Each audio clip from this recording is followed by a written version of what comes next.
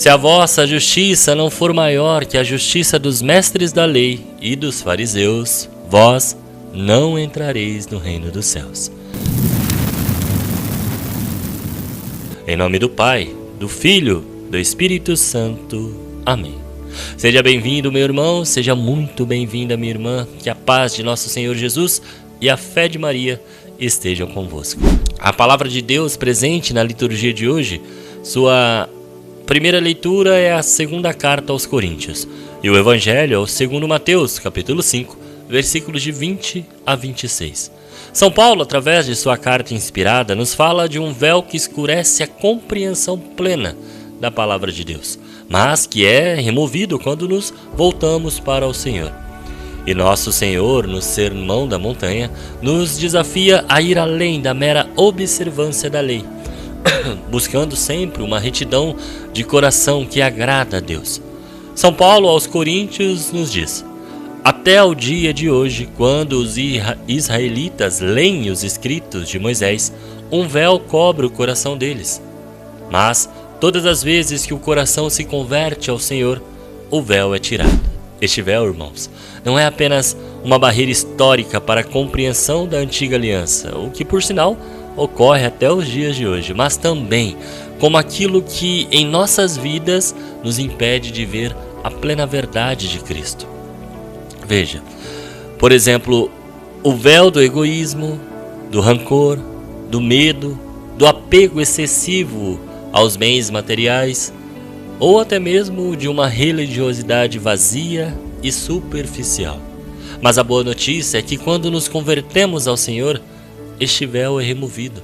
Não se trata de uma simples mudança de pensamento, mas de uma transformação real do coração. É no encontro pessoal com Jesus, na entrega confiante à sua graça, que somos libertados para ver a luz do seu Evangelho.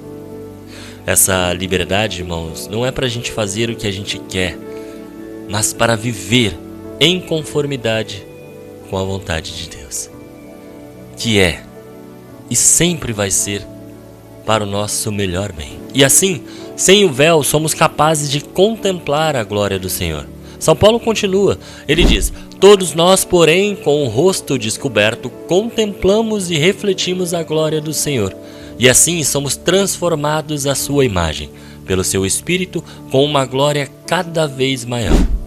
Ao contemplarmos a glória de Cristo, somos transformados por ela.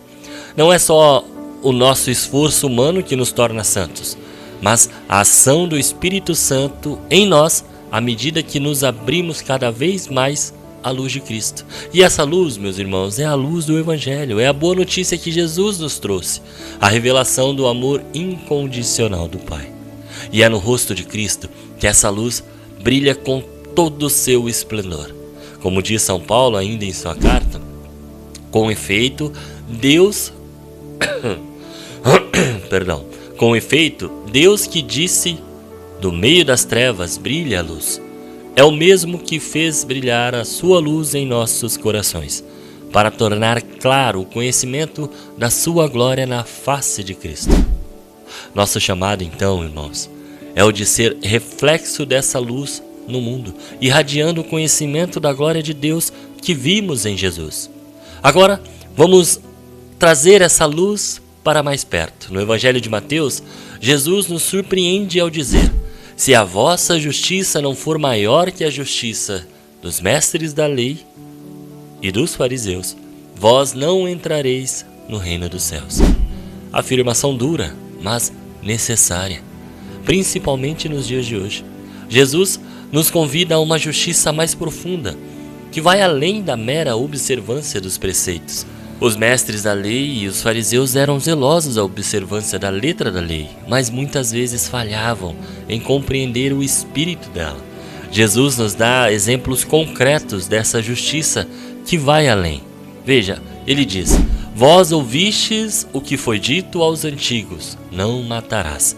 Quem matar será condenado pelo tribunal.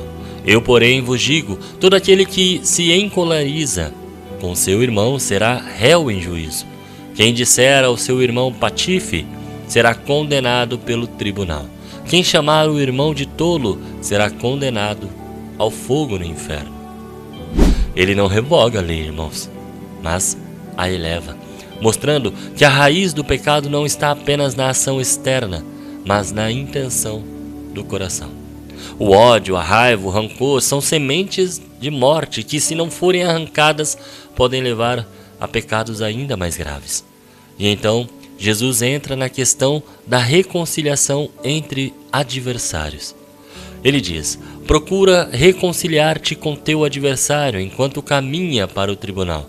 Senão, o adversário te entregará ao juiz, o juiz te entregará ao oficial de justiça, e tu serás jogado na prisão.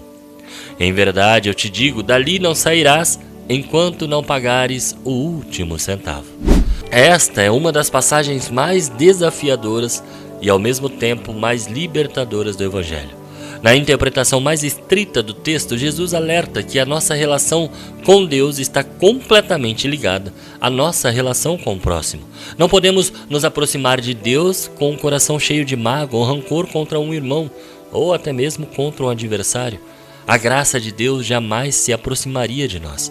A reconciliação, o perdão, a busca pela paz são pré-requisitos para uma verdadeira adoração e para permanecermos em estado de graça.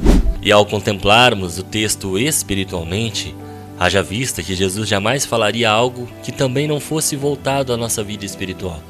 Encontramos aí uma das bases para a doutrina do purgatório. Jesus, no Evangelho, está falando do justo juízo divino depois da morte. Ora, sair desta prisão depois da morte, depois de ter pago o último centavo, seja pelo sofrimento, seja pelas orações e expiações dos vivos, não pode acontecer no inferno, já que no inferno, uma vez condenado, condenado para sempre.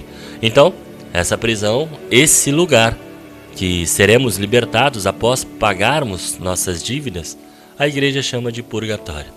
Portanto, amados, o véu que pode impedir de ver a glória de Deus é o mesmo véu que nos cega para a necessidade da reconciliação, que não deixa ver a doutrina do purgatório, da comunhão dos santos, da devoção a Maria, do uso das imagens, da presença real de Cristo na Eucaristia, entre tantos outros assuntos que esse véu tem tampado completamente a visão de alguns.